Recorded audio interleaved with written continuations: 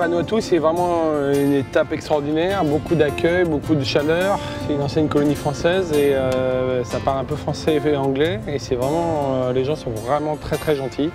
Ils ont été élus en plus, je crois récemment, le peuple le plus heureux du monde. Donc on sent que c'est paisible et voilà, ça fait du bien. C'est vrai qu'on a eu des étapes un peu difficiles au Samoa et au Fidji là-dessus. Et puis là, tout était réuni pour pouvoir faire ce bricolage. On a sorti de l'eau sur une plage d'une famille qui vit encore dans des cahutes. Et donc avec de l'entraide des gamins et tout ça, c'était vraiment chouette. Et puis j'ai pu résoudre le problème du gouvernail. Là, j'ai bien l'intention de faire en sorte que ça soit définitif et que ça tienne jusqu'à la ligne d'arrivée.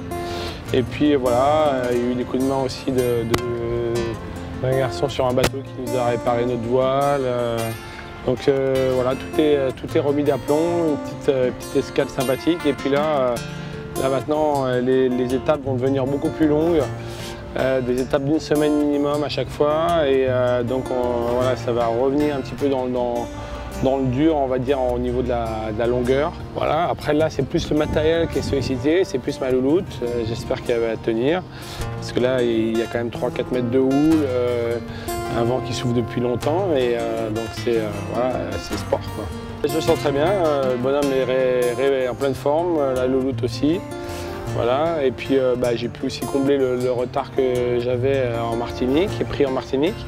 Donc je reviens un petit peu dans les temps que j'avais imaginé au départ. Donc voilà, avec un bateau d'origine, hein, tout est d'origine, hein, le mât, les coques, le machin.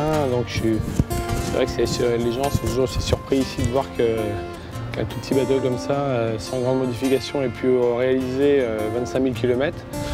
Mais voilà, il en reste encore presque 25 000, donc il faut s'accrocher.